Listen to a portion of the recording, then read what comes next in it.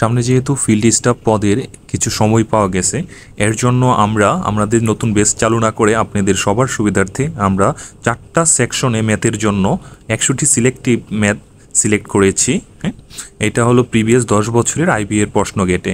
এখান থেকে প্রতিটি সেকশনে 25টি করে ম্যাথ থাকবে। আপনারা ম্যাথগুলো সবগুলো ট্রাই করা মানে নিজে নিজে প্র্যাকটিস করার চেষ্টা করুন। হ্যাঁ, অবশ্যই এখান থেকে প্রশ্ন থাকবে পরীক্ষায়।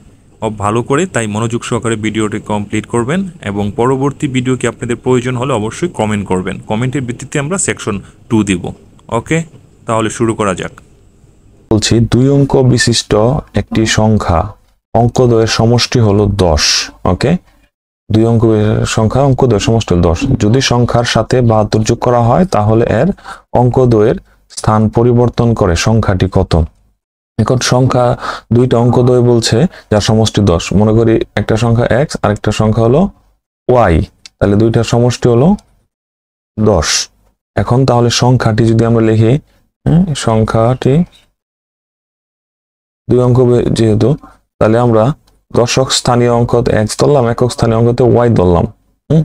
এককের আগে এই যে y যে লিখছি একক স্থানীয় অঙ্ক ধরে নিছি, জাস্ট আপনি দশক স্থানীয় অঙ্কের মধ্যেও y লিখতে পারেন। আমি এককে নিলাম y আর দশকে নিছি x, যেহেতু 2 অঙ্ক আর দশক যেহেতু নিয়েছি তাই হলো 10 আসছে, আর যদি শতকে নিতাম তাহলে 100 আসতো। ওকে, এখন বলছে সংখ্যাটি যদি 72 যোগ করা হয় তাহলে এর অঙ্কদ্বয়ের স্থান পরিবর্তন ঘটে। এখন আমরা লিখি প্রশ্ন মতে কি বলছে, 72 যোগ করলে অঙ্কদ্বয়ের স্থান পরিবর্তন ঘটবে। এর মানে কি?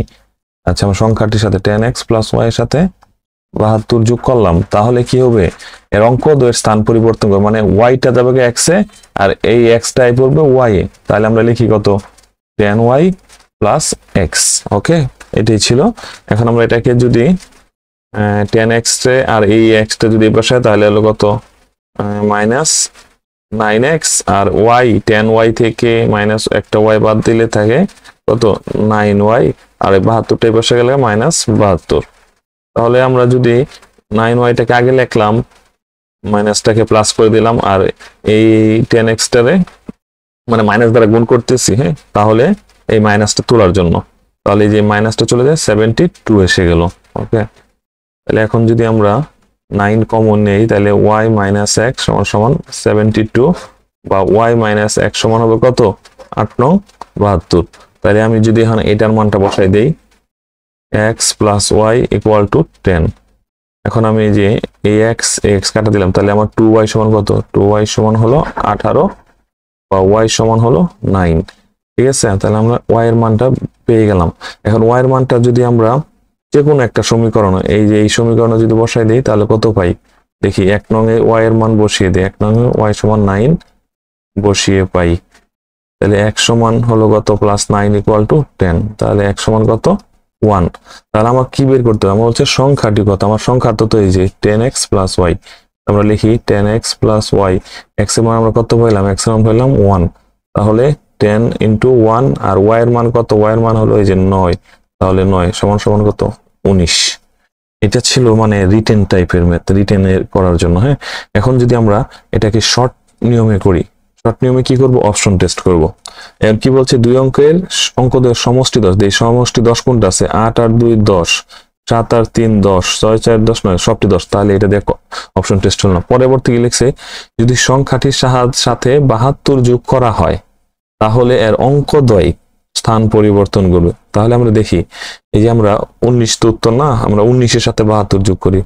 19 + 72 তাহলে কত হবে? 9 10 11 7 8 1 9।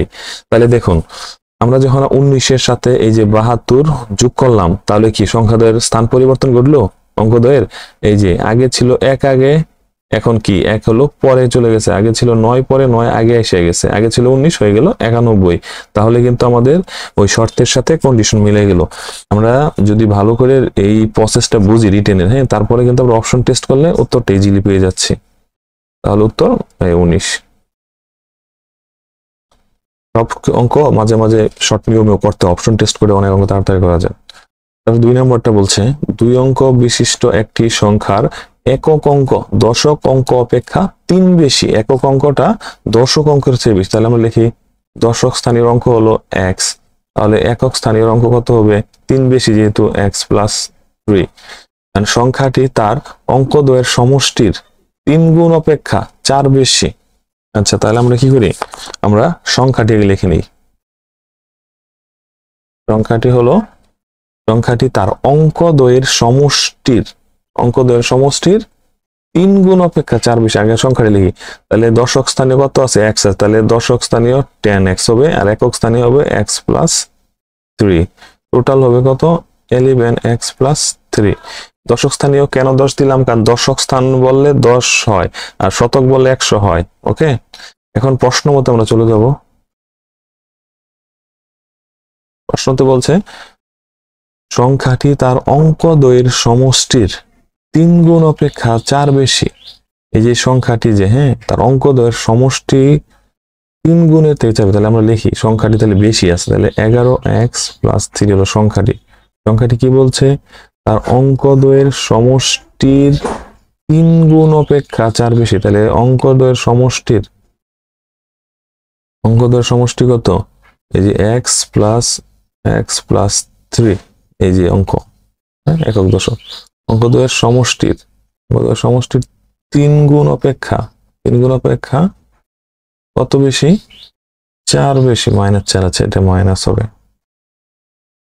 কারণ এই সংখ্যাটি তাদের অঙ্কদ্বয় যোগ করার পরে 3 গুণ করলেও 4 বেশি থাকে। তাহলে এখানে 4 বেশি আছে। তাহলে এইটার থেকে যদি অঙ্কদ্বয় সমষ্টি বাদ দিই, তাহলে কি থাকবে? আমার 4 থাকবে। এখন এটা ক্যালকুলেশন করলে আমার উত্তর আসবে x = 2। যোগ বিয়োগ করে নেবেন, x = 2 হবে। তারপরে আমি যদি এটা মানটা বসাই দিই, এই যে x এর মানটা এখানে বসাই দিই, 11 দুগুণে কত? 22, আর যোগ 3, তাহলে হলো কত? 25 হয়ে গেল। উত্তর হলো সংখ্যাটি 25। এখন আমি শর্টকাট করব। পরীক্ষাতে আমার এত বড় করার সময় নেই, শর্টকাট করতে হবে। শর্টকাট করলে কি করব? আমি আবার দেখব কোন কন্ডিশন গুলা এখানে অ্যাপ্লাই করব। এখানে বলছি 2 অঙ্কের একটি সংখ্যা অপর দশক অঙ্ক অপেক্ষা 3 বেশি। তাহলে যে একক স্থানীয় অঙ্কটা দশক অঙ্কর থেকে 3 বেশি। দশক আছে 1, তাহলে 1 এর সাথে 3 যোগ করলে 4 হচ্ছে। দশক আছে, একক আছে কত? 3, একক স্থানীয় অঙ্কের সাথে 3 যোগ করলে কত হচ্ছে? 6 হচ্ছে। তাহলে এটাও কন্ডিশন যাচ্ছে। দশক স্থানীয় অঙ্ক হলো 4, এর সাথে 3 যোগ করলে কত হবে? 4, 5, 6, 7, এটাও কন্ডিশনে যাচ্ছে। এখানে আছে 2, 2 এর সাথে 3 যোগ করলে হলো 3, 5, এটা যাচ্ছে। এখানে আছে 23, এটা যাচ্ছে না, তাহলে একটা ক্যান্সেল হয়ে গেল। তার পরবর্তী কন্ডিশনটা দেখি। সংখ্যাটি তার অঙ্কদ্বয়ের সমষ্টি 3 গুণ অপেক্ষা 4 বেশি। আচ্ছা, আমরা 25টারই নেই, দিই কি হয় কিনা। সংখ্যাটি তার অঙ্কদ্বয়ের সমষ্টি কত? 2 যোগ 5, তাহলে হলো কত? 7। আমি কি বলছে? 3 গুণ অপেক্ষা 3 গুণ দেখলাম, 3 7 21 হলো। এখন কি আমার সংখ্যাটি কত আছে? 25। আমার সংখ্যাটি আছে কত? 25। 25 থেকে যদি আমি এই 21 বাদ দিই, কত থাকে? 21, 4 থাকে। দেখেন এখানে কি লিখছি? অপেক্ষা 4 বেশি। তাহলে কিন্তু আমার কন্ডিশনের সাথে মিলে গেল কোনটা? 25। ওকে, তাহলে উত্তর হলো 25। আবারও বলতেছি, ভালো করে বোঝার চেষ্টা করুন। সংখ্যাটি তার অঙ্কদ্বয়ের সমষ্টির 3 গুণ অপেক্ষা, অঙ্কদ্বয় কোনটা? অঙ্ক হলো যে একটা 2 একটা অঙ্ক, 5 একটা অঙ্ক। তাহলে অঙ্কদ্বয়ের সমষ্টি কত? 2 যোগ 5 সমান 7। অঙ্কদ্বয়ের সমষ্টি 3 গুণ, তাহলে আমরা 3 দিয়া এই অঙ্কদ্বয়ের সমষ্টি 3 গুণ করি, 3 7 21। 3 গুণ অপেক্ষা সংখ্যাটি কত বেশি? সংখ্যাটি হলো 3 গুণের থেকেও 4 বেশি। আমার সংখ্যাটি কত? সংখ্যাটি আমার 25, আর আমি ফল পাইলাম কত? 21। তাহলে কত হলো? 4 বেশি। তাহলে কন্ডিশনের সাথে যাচ্ছে এটা, তাহলে উত্তর 25। আশা করি আর এখানে কনফিউশন থাকার কথা না। 3 নম্বর প্রশ্ন বলছে কোনো একটি নির্দিষ্ট সংখ্যাকে 11 দিয়ে ভাগ করলে 3 অবশিষ্ট থাকে। যদি সংখ্যাটির 4 গুণকে 11 দিয়ে ভাগ করা হয়, তাহলে অবশিষ্ট কত থাকবে? আচ্ছা, তাহলে আমরা 11 দিয়ে কোনো একটা সংখ্যাকে ভাগ করলাম, ভাগশেষ থাকলো 3। মনে করি রেজাল্ট হলো এখানে p। তাহলে সংখ্যাটি কত হবে? তাহলে 1 সমান হবে এই দুইটা গুণ আর এটা হলো যোগ, তাহলে 11p প্লাস 3। ওকে, তাহলে এটা সংখ্যা। এখন কি বলছে সংখ্যাটিকে 4 গুণ করলে কি হবে? সবগুলোর 4 দিয়ে গুণ করুন, 4x হয়ে যাবে, আর এটা হলো 44p হয়ে যাবে, এটা 3 4 12 হয়ে যাবে। 4 গুণ করলে এবং 11 দিয়ে ভাগ করলে ভাগশেষ কত থাকবে? আমরা এই টাইপের অঙ্কগুলো যখন বলবে, তখন এই যে এইখানে যা আছে বা বাদ যেতে বাজকে যা দেখবে না, খালি দেখবেন অবশিষ্ট যে আমার ছিল এই যে 3 অবশিষ্ট কত, এখানে 4 দিয়ে গুণ করে 12 হয়েছে, 1 এ ভাগ করবেন 11 দিয়ে, 11 দিয়ে ভাগ করলে কত থাকে অবশিষ্ট? 1 থাকে, উত্তর 1। মনে থাকবে তো? হ্যাঁ, এগুলো আগে কিছু দেখা দরকার নাই, খালি ভাগশেষ যেটা থাকবে সেটাকে 11 দিয়ে ভাগ করবেন। ওকে, তাহলে উত্তর হলো 1।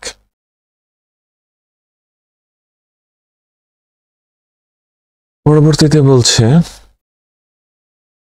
কোন ক্ষুদ্রতম সংখ্যাকে 4, 5 ও 6 দিয়ে ভাগ করলে প্রত্যেকবার 3 অবশিষ্ট থাকে। আচ্ছা, তাহলে এটা আমরা লসাগু করে নেব প্রথমেই। 4, 5, 6, 2 দিয়ে গেলে 2 দুগুণে 4, 5, 3 দুগুণে 6, তাহলে 3 5 15, 30 দুগুণে 60। তাহলে আমি কি এই যে 60 দিয়ে এমন একটা সংখ্যাকে ভাগ করব যাদের ভাগশেষ 3 থাকবে, সেটাই উত্তর। 60 দিয়ে 33 ভাগ যাচ্ছে না, 43 যাচ্ছে না, 53, 63 আছে, তাহলে 63 কে যদি ভাগ করি একবার যায় আর হলো ভাগশেষ 3, তাহলে এই কন্ডিশনের সাথে স্যাটিসফাই করে, তাহলে উত্তর হলো এই 63। 5 নম্বর বলছে যদি n একটি জোড় সংখ্যা হয় তবে নিচের কোনটি জোড় সংখ্যা হতে পারে না, মানে নিচের কোনটি বেজোড় হবে। তাহলে n যদি জোড় সংখ্যা হয় তাহলে n এর মান কত হবে? 2, 4, 6 এই টাইপ।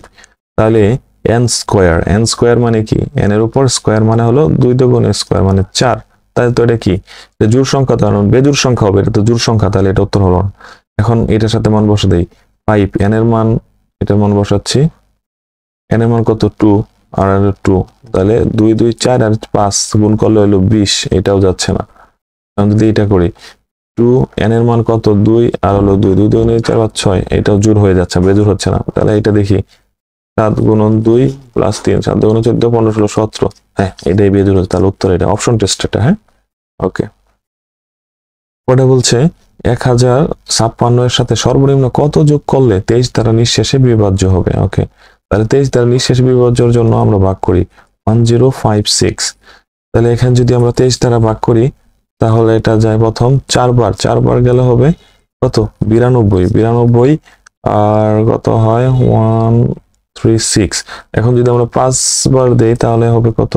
115। তাহলে আমার থাকলো কত? 21।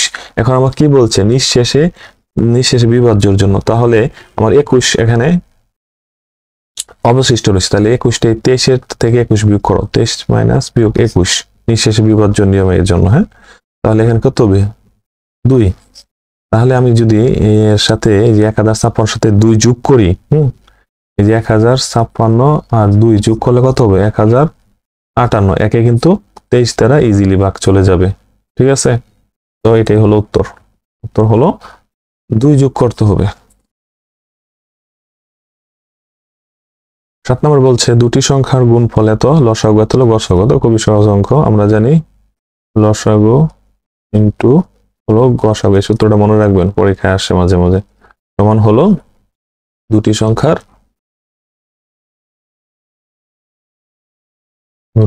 গুণফল। তাহলে এখানে কি লসাগু দিয়ে আছে কত? লসাগু হলো 96, গসাগু নাই, দুটি সংখ্যার গুণফল দিয়ে আছে 1536। তাহলে আমার গসাগু হবে কত? গসাগু হবে, এটাকে ভাগ করলে যত হবে? 1536 ভাগ হলো 96, উত্তর হবে 16। তাহলে আমার গসাগু হলো 16, এই যে এটা উত্তর। এটা মনে রাখবেন এই সূত্রটা, লসাগু ইন্টু গসাগু সমান দুটি সংখ্যার গুণফল। এখন 8 নম্বরে বলছে কোন সংখ্যার 3/4 1/5 মান 60 হলে সংখ্যাটি কত? আমরা ধরি সংখ্যাটির হলো x, এখন কত? 3/4, 3/4 কত? 3/4, 1/5, তাহলে 1/5 মান কত? 60। তাহলে 1 সমান কত হবে? 60 গুণন এই 4 আর 5 উপরে চলে গেলে 4 × 5 আর নিচে এই 3টা এসে পড়বে, তাহলে 3। তাহলে 3 দুগুণে 6 0 কাটলাম আর 4 5 20, তাহলে গুণ করলে হয় 400, উত্তর হলো 400। মানে আমার প্রশ্ন বলছে কোন সংখ্যার 3/8 সাথে, ওকে 3/8 সাথে এর দ্বিগুণ 2/5 যোগ করলে যা হয় তা মূল সংখ্যাটি থেকে 21 বেশি। ওকে, সংখ্যাটির 3/5 কত? আচ্ছা, এখানে বলছে কোন সংখ্যার 3/8 সাথে, আমরা লিখি সংখ্যাটি, মনে করি আমরা নিলাম সংখ্যাটি হলো x। এখন কোন সংখ্যা 3/8 মানে কি? 3/8 সংখ্যাটি 3/8 সাথে এর দ্বিগুণের 5/5 দ্বিগুণ লিখি আমরা, দ্বিগুণ সংখ্যার দ্বিগুণ হলো দ্বিগুণ এর দ্বিগুণের 2/5, 2/5 উপরে 2 নিচে হলো 5, 2/5 যোগ করলে যা হয়, তাহলে যে যোগ করলে যা হয় তা মূল সংখ্যাটি থেকে 21 বেশি। তাহলে যেটা মূল সংখ্যা থেকে কি আছে এখানে 21, এই দুটো যোগ করলে 21 বেশি আছে মূল সংখ্যা থেকে। তাহলে আমার মূল সংখ্যা থেকে 21 এখন সমান করতে হলে কি 21 এখানে যোগ করতে হবে, কারণ কি এই দুইটা যোগ করার পরে মূল সংখ্যা থেকে 21 বেশি। তাহলে মূল সংখ্যাকে আমরা যে সমান লিখি, 1 সমান লিখি, তাহলে 21 তো কম আছে, এই জন্য 21 যোগ করে দিলাম। এখন এটা আমরা যদি ক্যালকুলেশন করি, এখানে কত লসাগু হয় 40 আর 5 3 5 15 x, আর এখানে কত 8, এটা কত হয়, এটা লসাগু করলে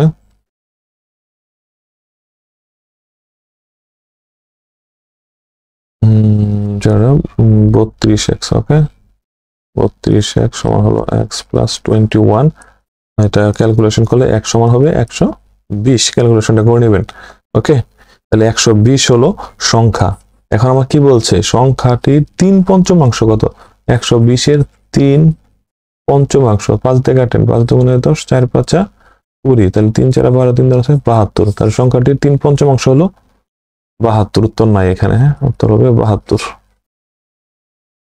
এটা কিন্তু যে জুনিয়র ফিল্ড অফিসার আসছিল 2019 সালে, আইবিএ নিয়েছিল, সো এটা ইম্পর্টেন্ট ম্যাথ। হ্যাঁ, পরে হলো 10 নম্বর বলছে দুটি সংখ্যার অনুপাত এত, উভয়ের সাথে 4 যোগ করলে অনুপাতটি এত হবে, বড় সংখ্যাটি কত। ওকে, সব লজিক কি করবো। হ্যাঁ, দুটি সংখ্যার অনুপাত, তো দিলাম একটা 3x একটা দিলাম 2x, এখন উভয়ের সাথে 4 যোগ কর, 4 যোগ করি, 4 যোগ করলে অনুপাতটি কত হবে, 7/5 হয়ে যাবে, তাহলে 7/5।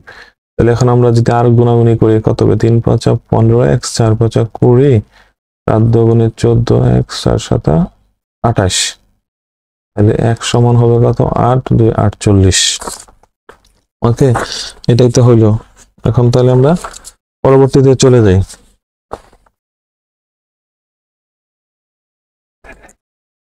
এখন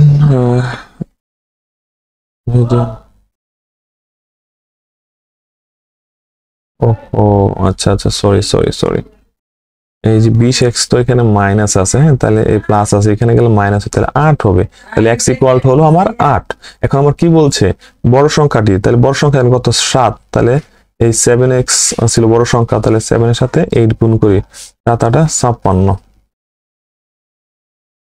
এটাই ছিল বড় সংখ্যা। ওকে,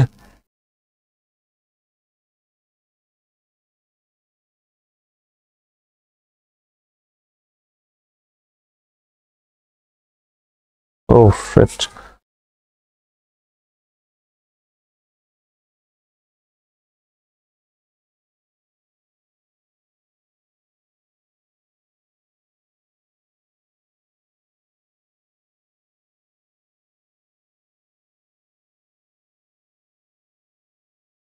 আচ্ছা 10 নম্বর প্রশ্নে বলছে দুটি সংখ্যার অনুপাত হলো এত দেওয়া আছে, তাহলে দুটি সংখ্যা লিখি 3x বাই অনুপাত 2x।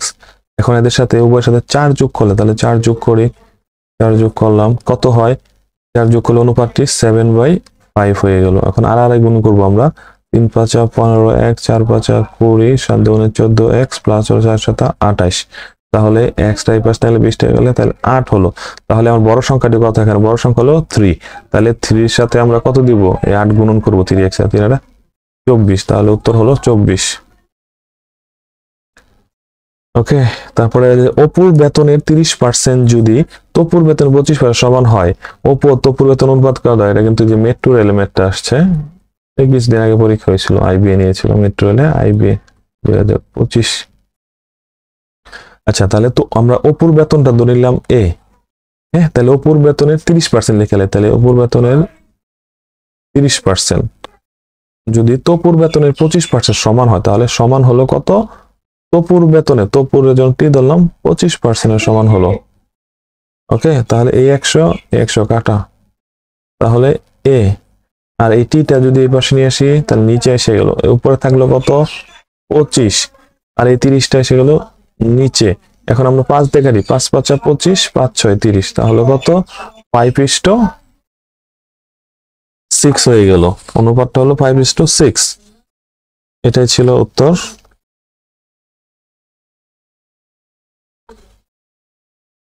5:60 নাই এখানে, কোনোটি নয় হবে তাহলে। হ্যাঁ,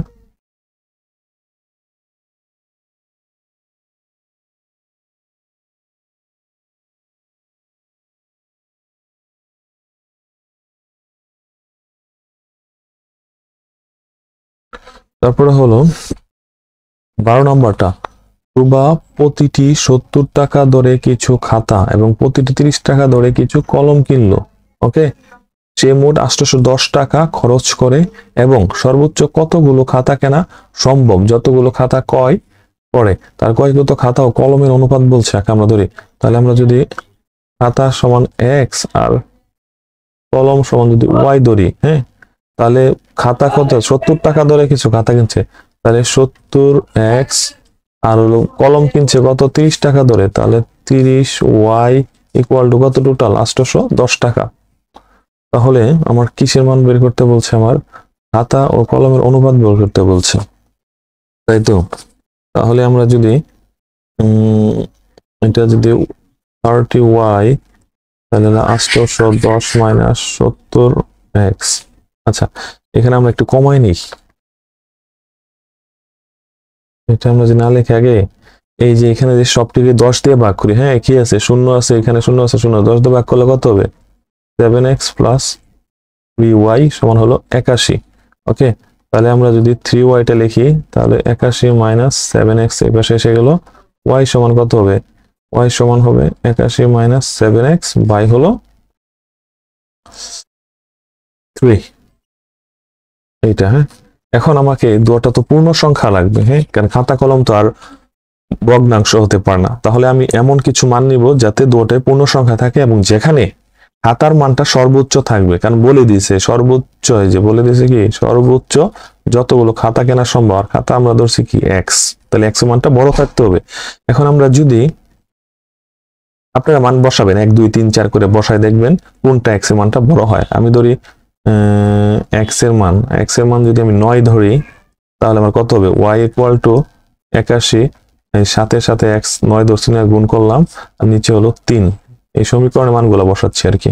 ওকে, তাহলে কত হবে, 81 মাইনাস 7 নং 63 বাই হলো 3, তাই তো 3 হবে না, ও হ্যাঁ 3 হবে। তাহলে আমার কত আসতেছে, বিয়োগ করলে আসতেছে 9 10 8 বাই 3 সমান হলো কত, 3 6 18। তাহলে আমার x এর মানটা কত আসতেছে, y এর মানটা আমার 6 আসতেছে। তাহলে x এর মানটা আমি যখন 9 নিমু তখন y এর মানটা 6 হবে। এর মানে কি, x মানে কলমের সংখ্যা, খাতার সংখ্যা 9টা, যখন কলমের সংখ্যা 6টা, এর মানে আমার কি সর্বোচ্চ খাতা আমি 9টা কিনতে পারবো, কলম কিনতে পারবো 6টা। তাহলে আমার এটার অনুপাতটা কত হবে, অনুপাত হলো 9:6। এটা দিয়ে আমি 3 দিয়ে ভাগ করি, 3 3 9, 3 দুগুণে 6, ছোট করে নিলাম 3:2, এই হলো 3:2 উত্তর। ওকে, তারপরে কি বলছেন, 10,050 টাকা পি কিউ আর এর মধ্যে ভাগ করে দেওয়া হলো, পি এর অংশ কিউ আর এর একত্রে যা পায় তার 2/5 ভাগ। আমরা লিখি তাহলে কিউ প্লাস আর একত্রে পায় এম অংশ, তাহলে পি এর অংশটা কত হবে, তাহলে পি এর অংশটা হবে এই 2/5 বাই এম, এম এর এত, কারণ যে দিয়ে দিছে 2/5, এই কিউ আর আর এর 2/5 অংশ পাই পি একাই। তাহলে আমার টোটালটা আমি যোগ করি, টোটাল করতে বলছে পি কিউ এর মধ্যে ভাগ করে দেওয়া হলো, তাহলে পি কত টাকা পায়, আমরা তাহলে এম এর মানটা বের করলে তো পেয়ে যাব। আমরা লিখি তাহলে total M plus 2m by 5, total হলো 1050 টাকা, তাই তো।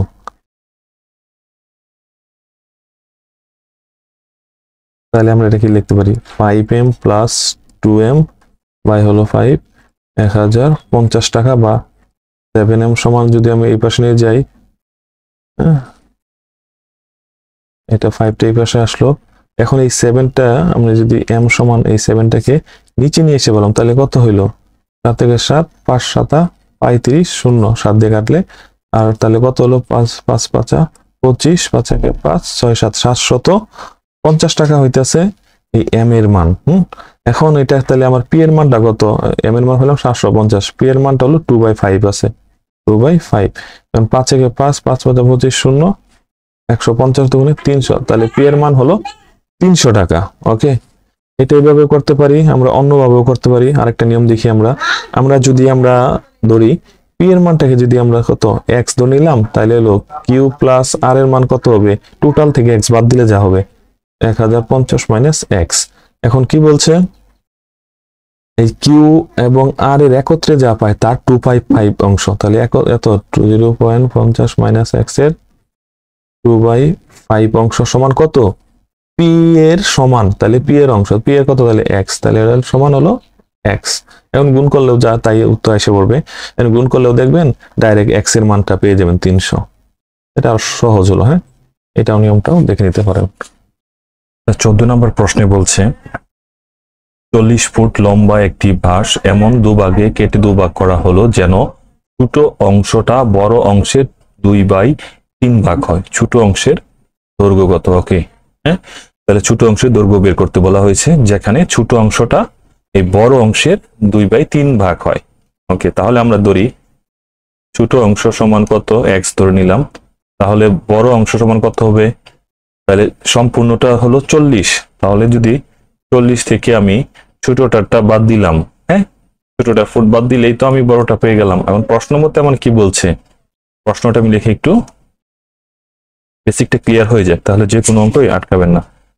প্রশ্ন মতে বলছে ছোট যে অংশটা সেটা বড় অংশের 2/3 ভাগ হয়, তাহলে এই যে বড় অংশ, হ্যাঁ, বড় অংশের 2/3 ভাগ সমান কত, এই ছোট অংশটা, তাহলে ছোট অংশ কত, এই যে x, তাহলে x। ওকে, এখন আমরা ক্যালকুলেশন করি, তাহলে এই 2 দিয়ে যদি আমরা এটা গুণ করি, 40 দুগুণে 80, 2x, আর 3 দিয়ে যদি আর গুণ করি 3 পাশে 3x। ওকে, তাহলে 3 এই মাইনাস 2x এই পাশে গেলে হয়ে যাবে 5x আর সমান হলো 80, তাহলে x সমান কত হবে, 5 16 80, 16। ওকে, তাহলে ছোট অংশ দৈর্ঘ্য 16, এই যে উত্তর 16।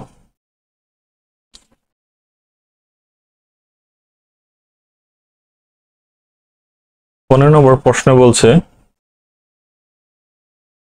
পানিপূর্ণ একটি ড্রামের ওজন 20 কেজি। পানিপূর্ণ ড্রামের ওজন কত কেজি দেওয়া আছে, 20 কেজি দেওয়া আছে।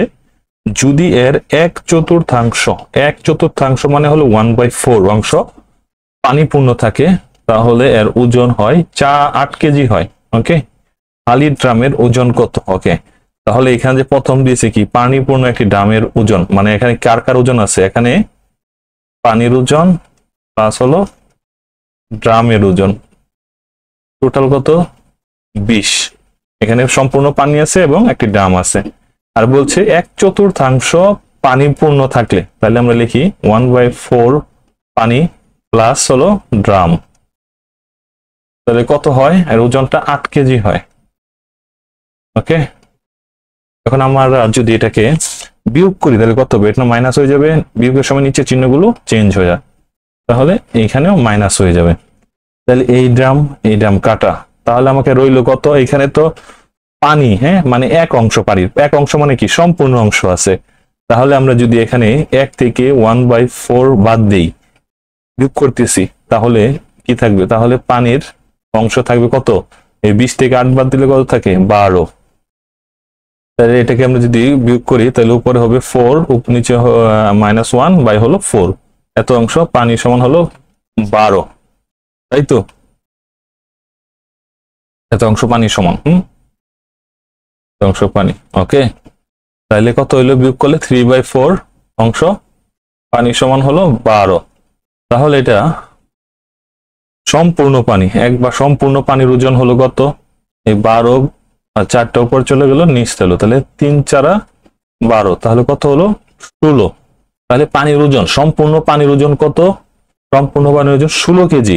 এখন আমি এখানে জানি কত, এখানে আমরা জানি পানিপূর্ণ একটি ড্রামের ওজন 20 কেজি, যেখানে পানির ওজন আছে এবং ড্রামের ওজন আছে, তাহলে 20 কেজি থেকে যদি আমি এই পানির ওজন 16 কেজি বাদ দেই, তাহলে আমার ড্রামের ওজনটা বেড়ে যায়, ড্রামের ওজন কত হবে 4 কেজি, উত্তর হলো 4 কেজি। অবশ্যই না বুঝলে কমেন্ট করবেন, হ্যাঁ, মন থাকে যেন, বেসিক ক্লিয়ার করতে হবে আপনাকে। 16 নম্বর বলছে বার্ষিক পিকনিকে যাওয়ার জন্য খুলনা জেলা স্কুলের 2400 টাকা একটি বাস ঠিক করলো, প্রত্যেক ছাত্র সমান ভাড়া বহন করবে ঠিক করলো। ওকে, অতিরিক্ত 10 জন ছাত্র যাওয়ার জন্য প্রতিজনের ভাড়া 8 টাকা কমে গেল। ওকে, তাহলে বাসে কতজন ছাত্র ছিল? তাহলে কি বলছে, একটি বাসের 2400 টাকা দিয়ে একটা বাস ভাড়া করলো, যেখানে 1 জন স্টুডেন্ট যাওয়ার কথা ছিল, কিন্তু কি হলো, আরো 10 জন ছাত্র যাওয়ায় ভাড়া কমে গেল কত? 8 টাকা করে কমে গেল।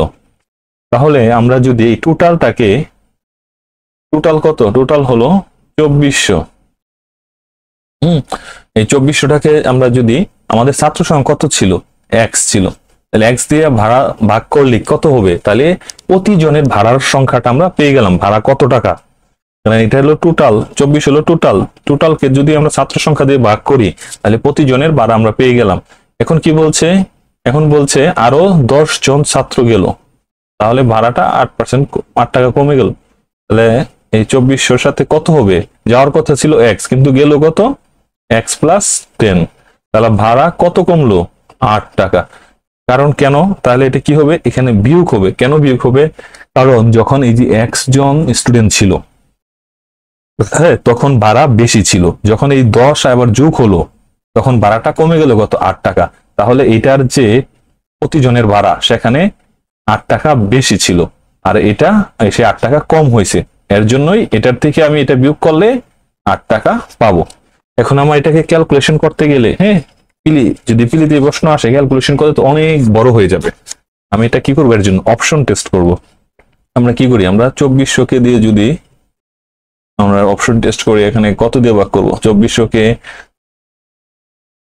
5 দিয়ে ভাগ করি প্রথমে, মানে 50 দিয়ে ভাগ করি।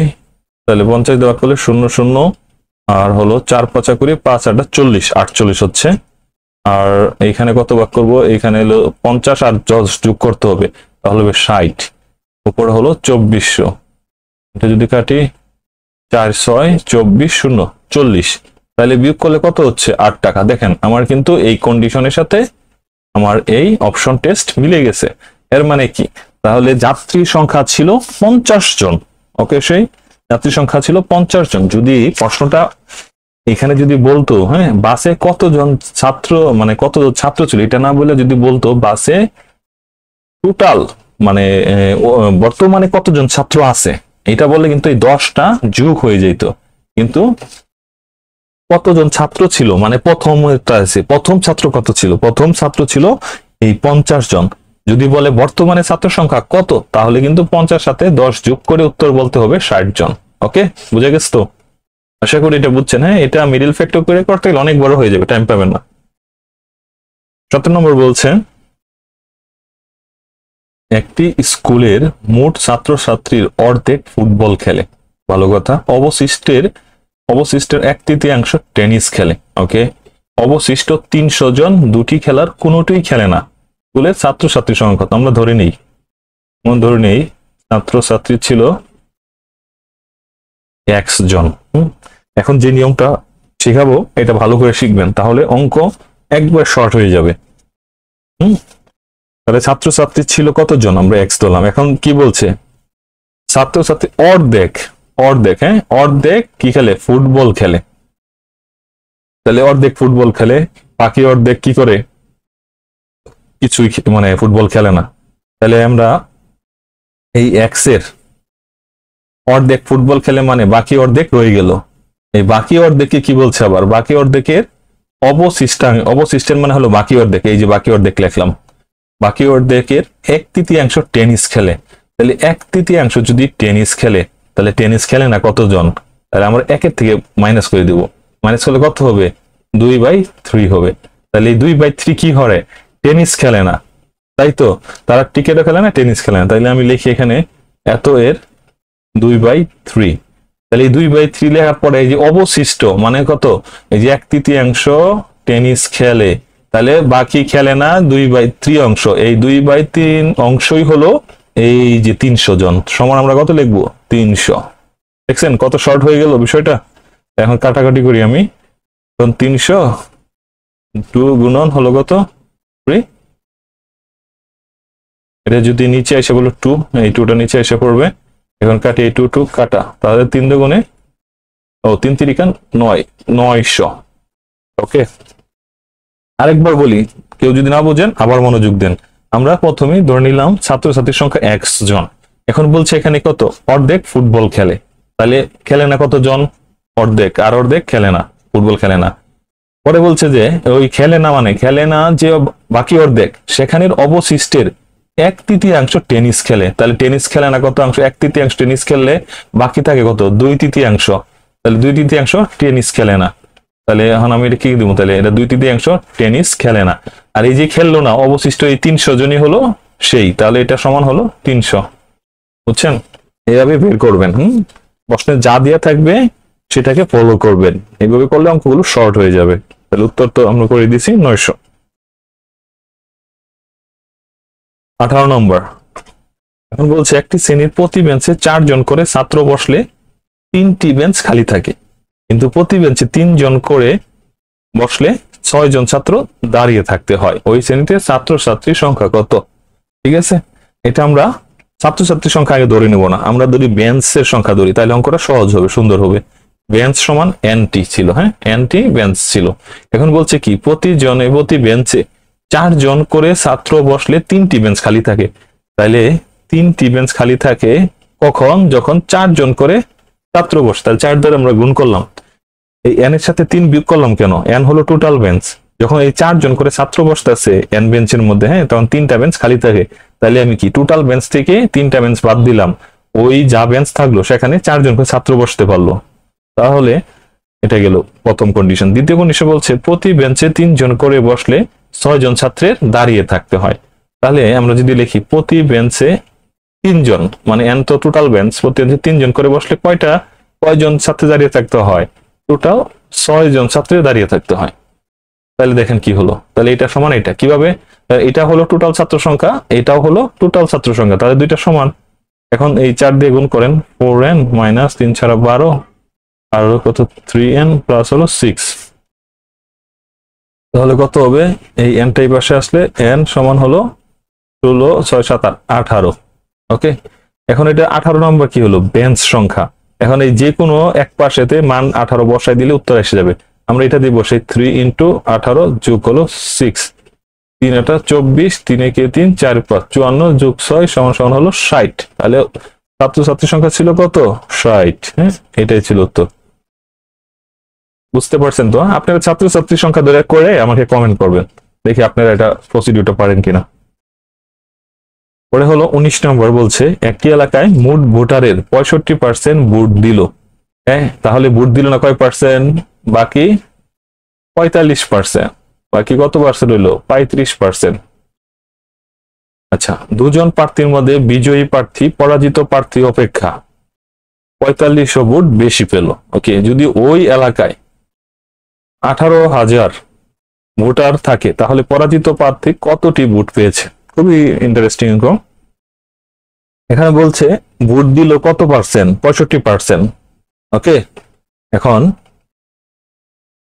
65% তো ভোট দিছে। এখন বলছে কি, পরাজিত যে জয়ী যে প্রার্থী আছে সে ভোট পাইছে কত, এতগুলা 45,000, মানে 4500 ভোট বেশি পেয়েছে। ঠিক আছে, তাহলে আমি এটা কি লিখতে পারি, আমি লিখতে পারি পরাজিত হলো তা সে মনে করি ভোট পাইলো XT। তাহলে জয়ী ভোট পাইছে কতজন, জয়ী পাইছে এই X এর সাথে কত 4500 যোগ করে দিতে হবে, মানে 4500। কারণ কি, কিন্তু আমি লিখে দিছি 4500 ভোট বেশি পাইছে, তাহলে বেশি দিয়ে দিলাম। এখন এটা কি, এটা হলো কত, আমার টোটাল ভোটার সংখ্যা হয়ে গেল। টোটাল ভোটার সংখ্যা কত, 2x প্লাস 4 5 এত। এখন আমাকে বলছে, এখানে বলে দিছে যে 65% ভোট দিছে, তাহলে টোটাল এখানে ভোটার ছিল কত, 18,000, সেখানে ভোট দিছে কত, 65%। তাহলে আমরা যদি প্রশ্ন মতে আমরা কি বলতে পারি, প্রশ্ন মতে আমরা বলতে পারি এই যে 18,000-এর 65% যে ভোট দিল, এটা সমানই হলো কত, এই যে 2 জনের যে প্রাপ্ত ভোট সংখ্যা, কারণ প্রার্থী ছিল 2 জন, তাহলে 2 জনের লিখে দিলাম আমরা। এটা যদি আমরা ক্যালকুলেশন করি, ক্যালকুলেশন করলে আমরা মানটা পেয়ে যাবো, x এর মান পেয়ে যাবো কত, 3400 পেয়ে যাব। হ্যাঁ, তাহলে পরাজিত প্রার্থী ভোট পেয়েছিল কতটি? 3600, 3600 ভোট পেয়েছিল। আপনাকে ক্যালকুলেশন করে নেবেন। 20 নম্বর প্রশ্ন বলছে, অডিটরে আসছিল 17 সালে, খুবই ইম্পর্টেন্ট।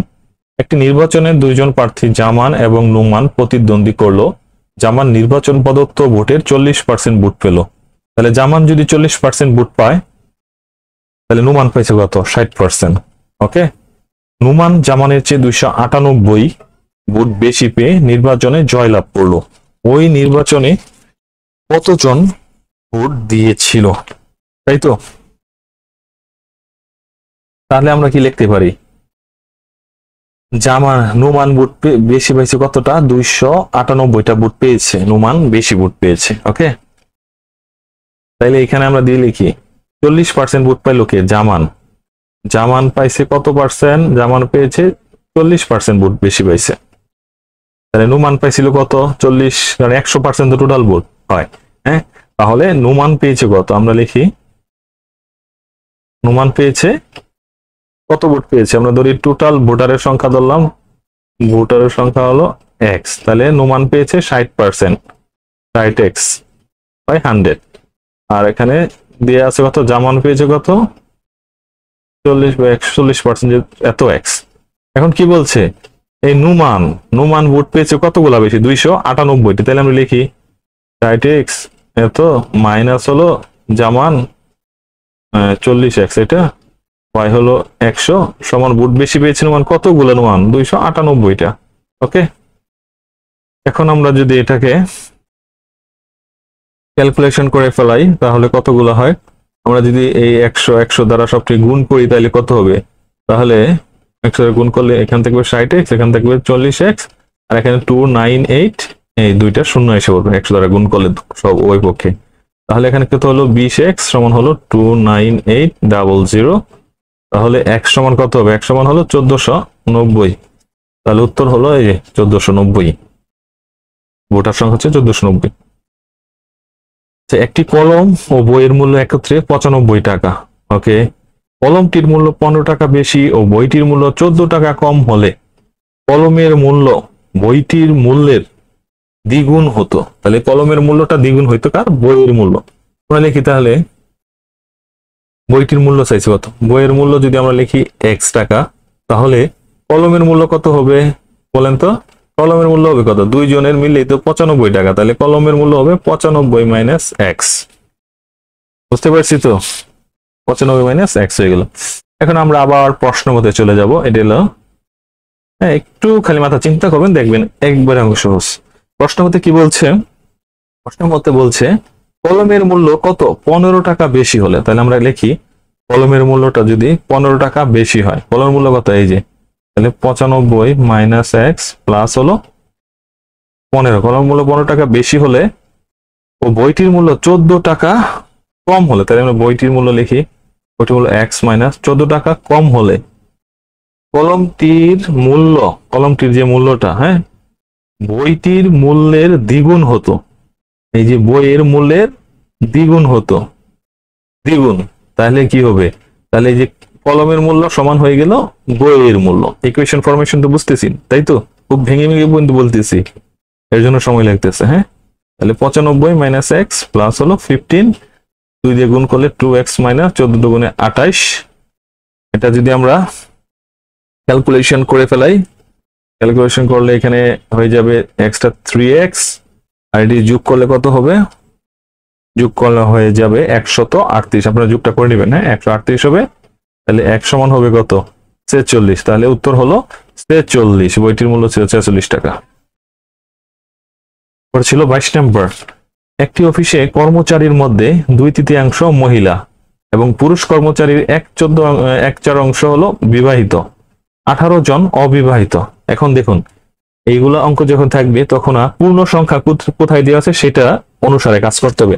এখানে আমার ক্লোটাই হলো যে এটা 18 জন অবিবাহিত, এটা ধরে আমি কাজ করলেই অঙ্কটা হয়ে যাবে। যে আগে একটা করলাম না ওই টাইপের, ঠিক আছে? এই দেখাই দিই আরেকবার, আগে কোনটা করছি।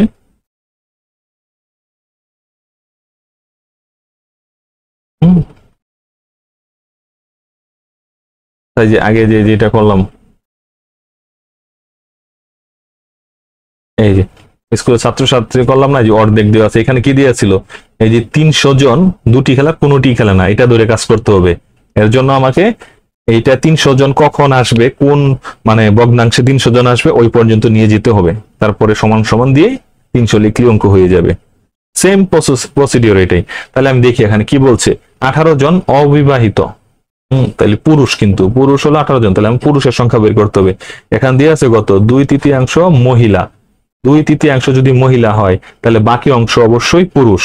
তাহলে 2/3 যদি মহিলা হয় তাহলে কত অংশ বাকি রইল, 1 - 2/3, বাকি রইল কত, 3/-2 সমান হলো 1/3। হ্যাঁ, এটা এভাবে না করে আপনি দেখবেন কত, উপরে আছে 2 নিচে আছে 3, তাহলে 3 হতে উপরে 3 হতে আর কত লাগবে, মানে 1 বানাইতে হবে। এই যে ভগ্নাংশ আছে 2/3, 1 বানাইতে হবে। তাহলে এখানে কত আছে, 2/3, এটা 1 হইতে হলে উপরে কি যোগ করতে হবে, 1 যোগ করতে হবে, তাহলে 1/3। তাহলে 1/3 হলো বাকি সংখ্যা, এই 1/3 এর সাথে যোগ করলে 1 হয়ে যাবে, মানে পূর্ণ সংখ্যা হয়ে যাবে। তাহলে 2/3 যদি মহিলা হয়, 1/3 হলো পুরুষ। তাহলে আমরা লিখি এখানে, ওই যে কর্মচারীর সংখ্যা ধরলাম x, তাহলে লিখি x এর 1/3 হলো কত, এটা কি বের করলাম, 1/3 হলো পুরুষের সংখ্যা বের করে আনলাম। এখন লিখছে কি, পুরুষ কর্মচারীর মধ্যে 1/4 অংশ বিবাহিত, তাহলে অবিবাহিত আমি জানি অবশ্যই সবাই পারছেন। 1/4 কে যদি আমরা পূর্ণ সংখ্যা বানাই তাহলে উপরে কত যোগ করতে হবে, 3 যোগ করতে হবে, তাহলে হলো কত, 3/4 অংশ হলো অবিবাহিত। তাহলে আমি লিখি এটা 3/4 সমান কত দিতে পারবো, এই যে 18 জন অবিবাহিত, সমান হলো 18 জন। ওকে, না বুঝলে আবার টেনে দেখুন, বুঝে যাবেন আশা করি। তাহলে 1 সমান এত 18, আর উভয় পাশে গেলে 3/4, আর এই উপরে একটা নিয়ে নিচে 3 কাটা, 4 এটা 32, 4 1 4 5 6 7 72, তাহলে টোটাল কর্মচারী সংখ্যা হলো 72 উত্তর। 23 নম্বর প্রশ্নটা ধারার আসছে পরবর্তী সংখ্যা, আচ্ছা 3 থেকে 17 হলো 4, 17 থেকে 25 হলো 8, 25 থেকে 41 হলো 16, তাহলে দেখো 4 দুগুণে 8, 8 দুগুণে 16, 16 দুগুণে কত হবে 32, তাহলে 32 আর 41 যোগ করি, 41 যোগ হলো 32 সমান সমান 73, তাহলে উত্তর হলো পরবর্তী সংখ্যা 73। ওকে, এখানে বলছে 5টি ধারা বিজোড় সংখ্যার 15। ওকে, 5টির সংখ্যা আমি নিয়ে নেই, x+2, x+4, x+6, x+8, তাহলে কয়টা হলো x, তাহলে এই যে 1 নম্বর সংখ্যা, 2 নম্বর সংখ্যা, 3 4 5, পঞ্চম সংখ্যা হলো কত, 15, তাহলে x সমান হবে কত, 7। আচ্ছা, কেন আমরা 2 যোগ করলাম x এর সাথে, হ্যাঁ এখানে কি লিখছি, বিজোড় সংখ্যা, আমরা x এর মানটা যদি আমরা x সমান 1 3 5 এই বিজোড় সংখ্যার সাথে জোড় সংখ্যা যখন যোগ করব তখন উত্তরটা কি হবে, বিজোড় সংখ্যা হবে। দেখি প্রমাণ, দেখি 3 এর সাথে 2 যোগ করলে কত হয় 5, এই 5 এর সাথে যদি আমরা 8 যোগ করি কত হবে, 8 5 12 13, তাহলে কি বিজোড় সংখ্যা আসতেছে না, মানে কি, তাহলে এই যে x এর মানটা এটা বিজোড় সংখ্যা, এর সাথে আমরা যত জোড় সংখ্যা যোগ করব সবগুলো তো বেজোড় আসবে। তাহলে আমার কত হলো, x এর মানটা 7 পেয়ে গেছে, আমার কয় নাম্বার বের, তৃতীয় সংখ্যা বের করে, তাহলে এটা হলো 1 নাম্বার, এটা হলো 2 নাম্বার, আর হলো তৃতীয় নাম্বার হলো x+4, x এর মান কত 7, আর যোগ হলো 4 11, উত্তর হলো 11। পরবর্তী বলছে, কোন পরীক্ষায় 70% গণিতে এবং 60% ইংরেজিতে পাশ করলো, উভয় বিষয়ে 50% পাশ করলো, শতকরা কতজন উভয় বিষয়ে ফেল করলো, শতকরা বলছে এর জন্য সহজ হয়েছে। ওকে, তাহলে আমি টোটাল পাসটা বাই করি, টোটাল পাস হলো কত, টোটাল পাস হলো এখানে 70 গণিতে পাস করছে, যোগ হলো 60 ইংরেজি পাস করছে, মাইনাস হলো 50, কারণ আমরা জানি কি সূত্র হলো n of a plus n of b minus হলো n of a intersection b। এর মানে হলো ওই যে প্রতিটা সাবজেক্ট মানে হলো কত, গণিত এটা হলো ইংলিশ, এটা হলো উভয় বিষয়, তাহলে আমরা এই সূত্র ফলাইছি, তাহলে কত হবে 0 0 6 6 12 130, এখান থেকে 50 বাদ দিলে কত 50, আর এখানে কত হবে 8 8 5 13, তাহলে হলো টোটাল পাস করলো এতজন। এখানে কি টোটাল পাস বলতে কি, এখানে আছে কত, এক বিষয়ে পাস আছে এবং উভয় বিষয়ে পাস আছে, তাহলে বাকি রইল কি, বাকি রইল হলো উভয় বিষয়ে ফেল।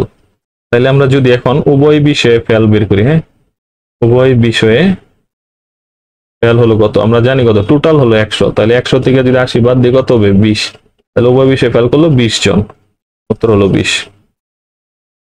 ওকে, এটাই ছিল আপনাদের। আর আপনাদেরকে বলে রাখি, এইভাবে আমাদের টোটাল কয়টা হবে, 4টা ক্লাস হবে। 4টা ক্লাসে আমরা সম্পূর্ণ ম্যাথ বইটাকে কভার করব, খুব ইম্পর্টেন্ট ম্যাথ দিয়ে।